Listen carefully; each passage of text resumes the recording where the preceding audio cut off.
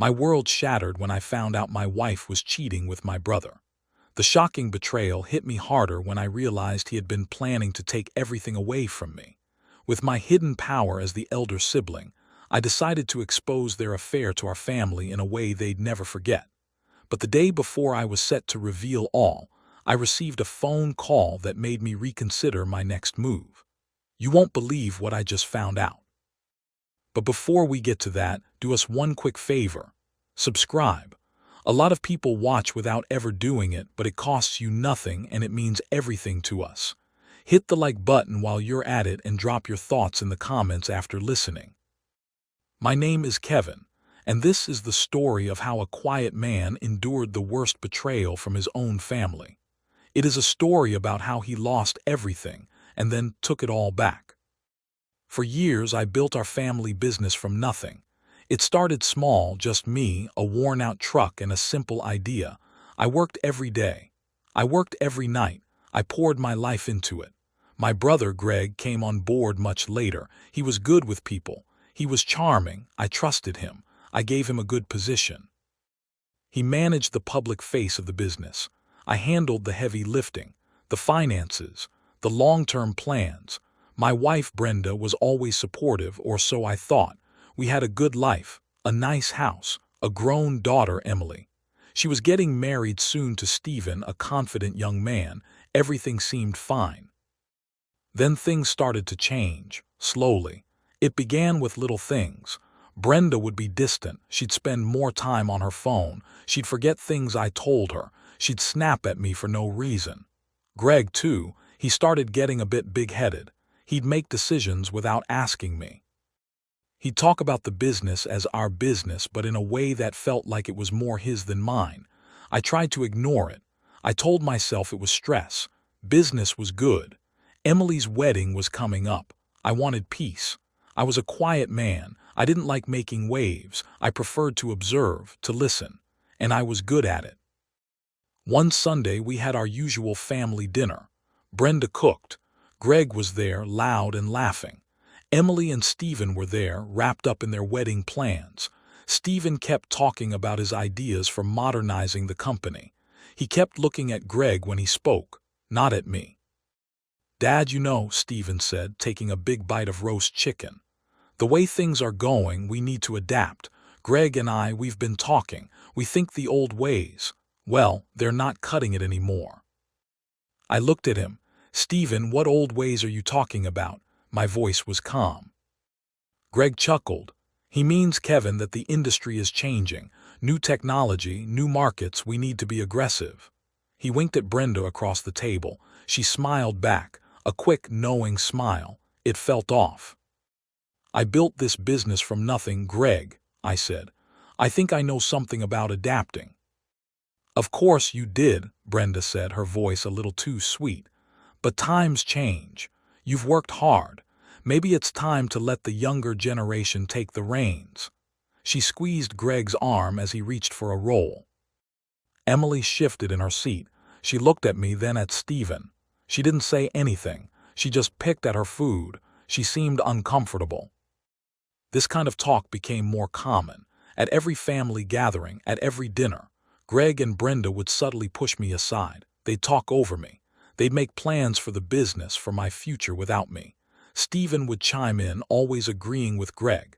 Emily, my own daughter, seemed to go along with it. She'd ask me for money for the wedding, which I gladly gave. But she wouldn't defend me. She wouldn't even look at me sometimes when they were talking. I remember one time I suggested a new supplier. I had researched them for months. They offered better quality at a lower price. I brought it up at a meeting. Greg laughed. "Kevin, with all due respect, we're already set. My guy, he's solid. We've been using him for years. No need to shake things up." "But this could save us a lot of money," I insisted. Brenda spoke up from the head of the table where she usually just sat, but now was always involved. "Kevin, honestly, you worry too much about the small stuff. Greg handles the big picture now. He's got a good head for it." I looked at her. Her eyes didn't meet mine. They glanced at Greg. I felt a cold knot in my stomach. Something was truly wrong. My quiet nature meant I noticed these things. I noticed the way they communicated without words, the way they touched, the way Brenda would lean closer to Greg when they thought I wasn't looking. I started to withdraw even more. I spent more time in my study. I started reviewing old documents, deeds, company registrations, my own personal finances. I had always been careful. I had always planned for the future. Nobody, not even Brenda, knew the full extent of my wealth. They knew the business was successful. They saw the house, the cars, but the real protections, the real assets were tucked away, built over decades with foresight and a deep understanding of how things could go wrong. My parents had taught me to always be prepared, to always have a backup plan, to never trust blindly. One afternoon, about 2 months before Emily's wedding, I was in my home office. Brenda used my old laptop sometimes for her online shopping. I needed to print something. I opened her browser. It was still logged into her email. I saw a new message.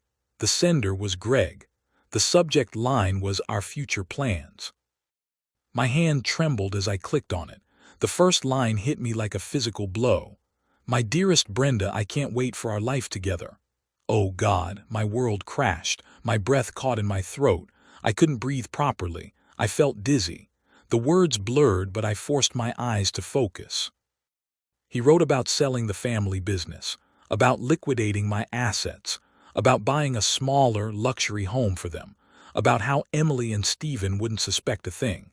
He called me the old fool who was too trusting. He talked about a new life, just the two of them, funded by my hard work. He even detailed how they had been slowly siphoning off funds from a dormant company account that I had set up years ago for emergencies, an account they thought I had forgotten about. But I hadn't. I had monitored all accounts, even the inactive ones. I'd simply let them dig their own grave. I read it twice, 3 times. Each time the words cut deeper. My wife, my brother, they weren't just having an affair. They were plotting to take everything. My business, my home, my future, my very identity. They planned to leave me with nothing. The cold resolve settled in me then. No anger, no tears, just a quiet, burning determination. They had underestimated me. They had mistaken my quiet nature for weakness. They were so wrong. I closed the laptop. I walked out of the office. Brenda was in the kitchen humming a tune as she prepared dinner. She looked up at me. "Everything all right, Kevin?" she asked, a fake smile on her face. "Everything's just fine, Brenda," I said, my voice steady. "Never better." From that moment on, I moved with purpose. My hidden power as the elder sibling wasn't just about my position in the family. It was about my years of foresight, my meticulous record-keeping, and the elaborate financial structures I had built. I had always been the main shareholder, the ultimate decision-maker for the parent company. Greg managed a subsidiary. Brenda had no legal claim to the business. They thought they were taking over some simple, straightforward company.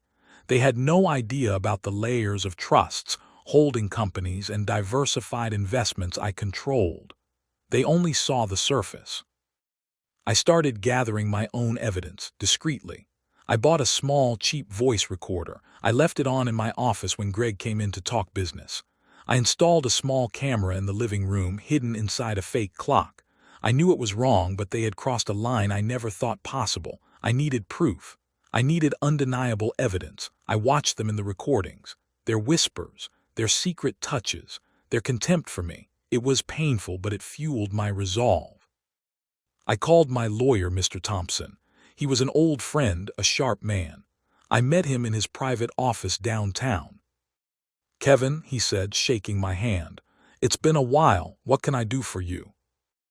I sat down. "I need help, Robert. My wife, Brenda, and my brother, Greg, are having an affair, and they're planning to take everything from me."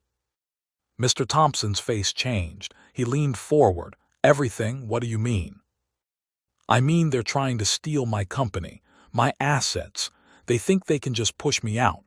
I laid out the email, the recordings, the financial irregularities I had begun to uncover from Greg's side of the business.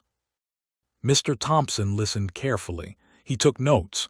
He asked precise questions. You've been very thorough, Kevin. This is solid.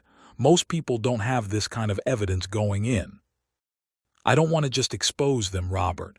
I want to make sure they lose everything they were trying to steal, and more. My voice was quiet but firm. We can do that, he said. Given your existing corporate structure, Greg's involvement in the main entity is minimal. He manages a division. His claims to the full company are baseless. Brenda's claim in a divorce based on adultery and this level of financial conspiracy would be greatly weakened. We can move quickly to secure your assets. We spent hours going through documents. He confirmed that the majority of my wealth was already protected within various trusts and investment portfolios that Greg and Brenda didn't even know existed. They thought the family business was the only thing. It was just one of many streams. A substantial one, yes, but not the whole river. Your dormant account that Greg mentioned in his email, Mr. Thompson said, looking at a ledger. The one he's been siphoning from. That's outright embezzlement. It's criminal. You could press charges. I nodded. I know, I'm considering it. But first I want to expose them publicly, to everyone they tried to fool. At Emily's wedding, he asked, raising an eyebrow. Yes, it's the biggest family gathering, the biggest public event. They will be there, smug and confident. They will expect to make their move soon after. I want to show them what a fool I am not. He sighed. It will be messy, Kevin, very messy, but you have every right. I've accepted that, I said. They made it messy, I'm just cleaning up. Over the next few weeks, I worked with Mr. Thompson. We quietly transferred any remaining accessible funds from joint accounts into my sole accounts. We reviewed deeds for properties. We set up new protections.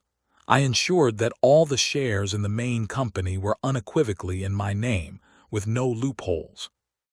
Greg had been given a managing director role, but never actual significant ownership.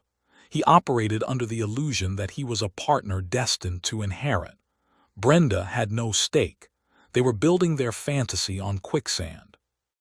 During this time, I had to keep up appearances. It was the hardest part. Sitting at dinner with Brenda, listening to her talk about wedding plans, about her future. Listening to Greg gloat about a new contract he secured, implying it was his achievement, not the company's. Stephen would often join in. Kevin, Stephen said one evening casually, after Emily and I get married, I'm thinking of joining the company full-time. Help Greg really take things to the next level. He looked at Greg for approval. Greg smiled. Yes, Stephen, we've talked about it. Kevin, you've done great work, of course, but some fresh blood, new ideas. It's essential for growth. I looked at Emily. She avoided my gaze. She was caught up in the excitement of her wedding, perhaps, or perhaps she was already siding with them. It hurt, but I kept my face neutral. That's a thought, I replied, sipping my tea. We'll see. The company is always open to talent. I let them think I was soft, that I was old and tired, that I would just hand it all over. I observed them. Greg and Brenda would share secret glances, little smiles when they thought I wasn't looking. Sometimes Brenda would touch Greg's arm a little too long. I saw it all, and I documented it all. I felt like a ghost in my own home, watching my life unravel, but also meticulously preparing for the final act. The day before the wedding arrived. The house was a whirlwind of activity. Emily's bridesmaids were over. Brenda was bustling around, giving orders, trying to appear like the perfect mother of the bride. Greg was there, making jokes, playing the role of the jovial uncle. Stephen was calm, confident, helping Emily with last-minute details. They were all so oblivious. I had planned to make my move during the reception after the main toasts. Emily's wedding was a grand affair, held at a beautiful country club they had chosen. I had paid for everything, every single detail. They thought they were in control. I had prepared a simple speech, a heartfelt one that would then pivot into the cold, hard truth. I had documents ready. I had my lawyer, Mr. Thompson, subtly present as a distant family friend. He was ready to step in. I was in my study, going over the final notes. The air felt charged. My heart was calm, but my stomach was a tight knot. I didn't want this for Emily, but they had left me no choice. This was the only way to protect myself, and perhaps to show Emily the truth about the people she was surrounded by. Then my phone buzzed. It was a call from Robert, my old friend. He wasn't Mr. Thompson, the lawyer. This Robert was a private investigator I had hired weeks ago. I had asked him to dig deeper into Greg's activities beyond just the company. I wanted to know everything. I picked up. "Hello, Robert." "Kevin," his voice was urgent. "You won't believe what I just found out." My grip on the phone tightened. "What is it?" "It's about Greg and Stephen." He paused. "It's much bigger than just your company, Kevin, and it's illegal, very illegal." He told me everything. Greg wasn't just siphoning money from my dormant account. He had been involved in an elaborate scheme of fraud and money laundering. He had been using the company's network and subtly implicating the company itself in dealings with a shadowy group. And Stephen wasn't just planning to join the company. He was actively involved. He was Greg's partner in these illegal ventures.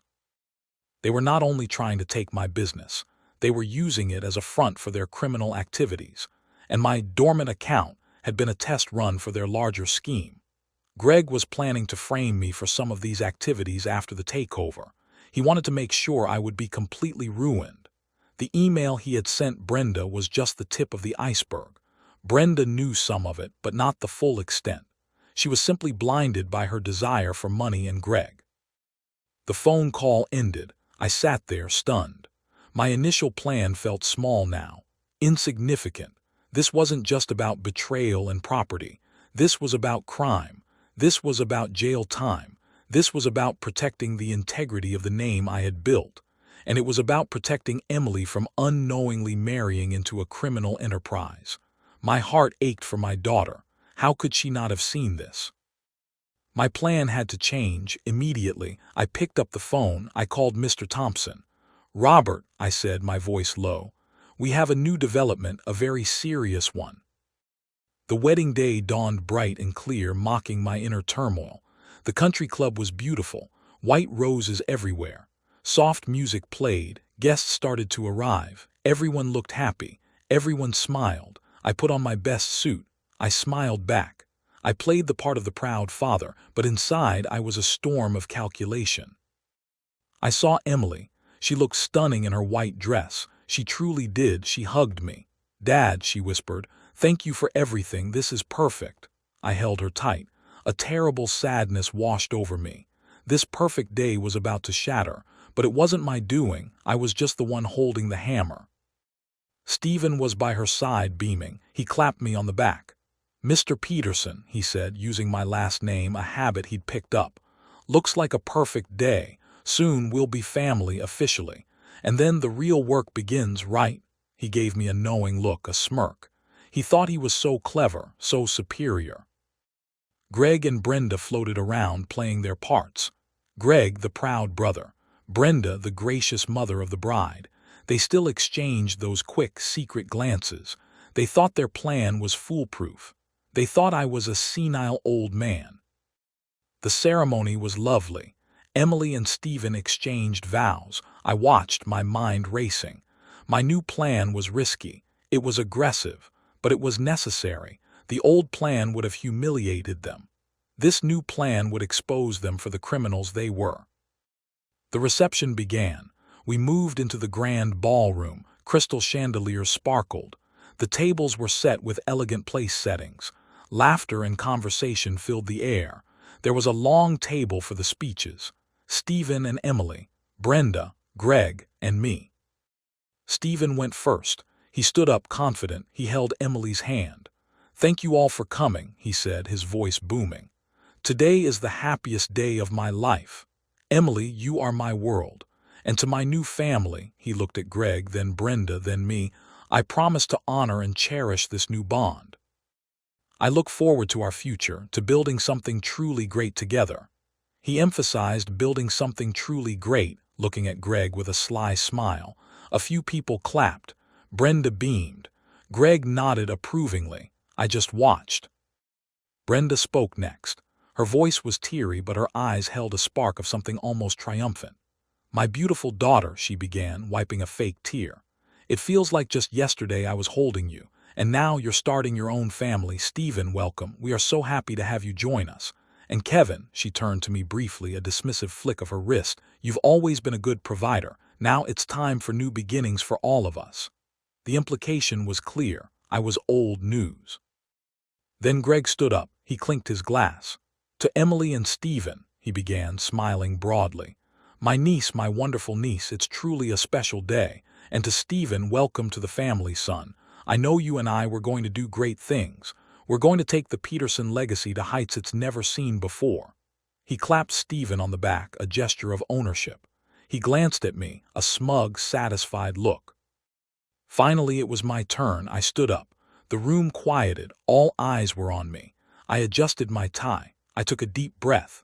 I saw Emily's nervous smile. I saw Stephen's confident smirk.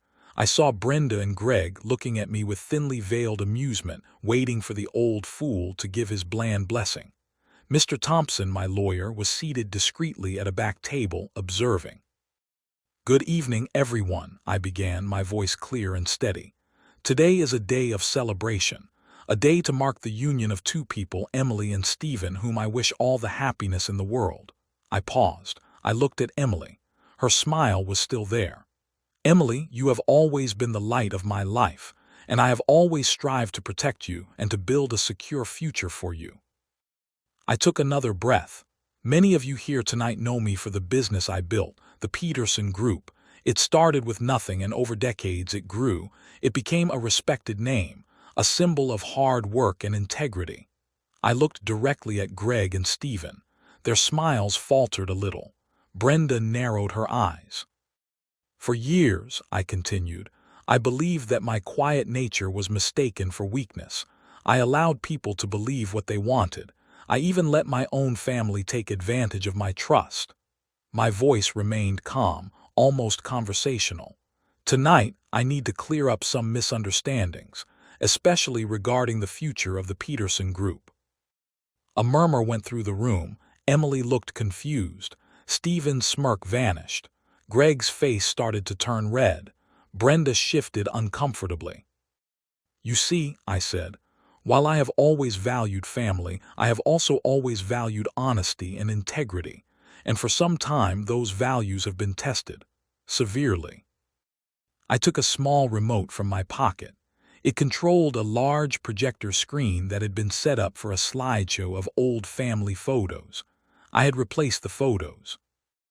A document flashed onto the screen behind me. It was a corporate registration document. "This document shows the full ownership structure of the Peterson Group," I explained. "As you can see, I am and have always been the sole shareholder of the holding company. Greg, my brother, manages a subsidiary. He has no equity in the main entity." Gasps rippled through the room. Greg shot up from his seat. "Kevin, what are you doing?" he demanded, his face contorted in anger. "This is not the time." "Oh, but it is, Greg," I said, my eyes fixed on him. "Because for too long, you and Brenda have been under the impression that you could simply take over my life's work. You believed I was a fool. You believed you could steal everything." Another document appeared on the screen. It was an email, Brenda's email to Greg, the one I found, the words, "My dearest Brenda, I can't wait for our life together, selling the family business, liquidating my assets," scrolled across the screen. Brenda shrieked, "Kevin, stop this." She jumped up, her face white with horror. Emily cried out, "Dad, what is this?" Her voice was laced with pain. Stephen stood dumbfounded, his jaw hanging open. His confident facade had shattered. "This is the truth, Emily," I said, my voice softening slightly for my daughter. "Your mother and your uncle have been having an affair, and they have been planning to divest me of my property, my business, and my future."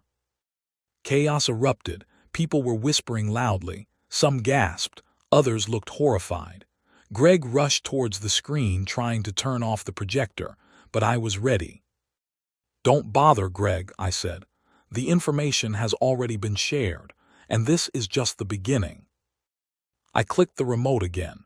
A new set of documents appeared: bank statements, ledgers, and then a series of incriminating emails and intercepted communications. These were the details Robert, my private investigator, had uncovered. "This," I continued, my voice now devoid of any emotion, "is evidence of a much larger scheme. Greg, you haven't just been planning to steal my company. You have been using the Peterson Group's name, its network, and its resources to engage in an elaborate money laundering operation. You have been siphoning funds, fabricating invoices, and dealing with known criminal elements." The room went completely silent. You could hear a pin drop.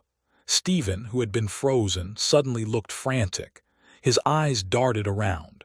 Brenda covered her mouth, her eyes wide with a fear that went beyond public humiliation. "And Stephen," I said, turning my gaze to my horrified son-in-law-to-be, "you are not just an ambitious young man. You are Greg's accomplice. You have been actively participating in these illegal activities. You plan to marry my daughter, infiltrate my company, and facilitate these crimes further." I clicked the remote one last time. A final document appeared. It was a legal notification, a cease and desist order against Greg and any entities he controlled, a notice of intent to press criminal charges for fraud, embezzlement, and money laundering, and crucially, a copy of the divorce papers already finalized, citing adultery and conspiracy to defraud. "As of this morning," I announced, "Brenda and I are officially divorced. All joint assets have been legally separated, and Greg, the Peterson Group, has initiated legal action against you. The authorities are already aware of this information. Your new heights will be prison bars." The silence in the room was deafening for a moment, then it exploded. People were shouting. Some guests stood up, looking disgusted. Others were trying to process the enormity of what they had just witnessed. Greg lunged at me, his face purple with rage. Before he could reach me, Mr. Thompson and 2 security guards, whom I had arranged to be present as extra wedding staff, stepped forward and restrained him. Brenda stood there trembling, her perfect wedding dress suddenly looking like a dirty rag. She looked at me, her eyes filled with a mixture of hatred and absolute terror. She knew she was done. Emily was sobbing, truly broken. She looked at her mother, then at Stephen, then at me. Her beautiful wedding day, her perfect future, had just imploded. Stephen, pale and shaking, tried to slink away, but the security guards were already moving towards him. I looked at Emily one last time. My heart ached for her, but I had to do this. I had to protect my name, my life, and ultimately her from the wolves in sheep's clothing. I didn't want this kind of revenge, not really, but they had forced my hand. The quiet man had finally spoken, and his words had brought down an empire of lies. I stepped away from the microphone, leaving the chaos behind me. My path was clear, but the cost was immense.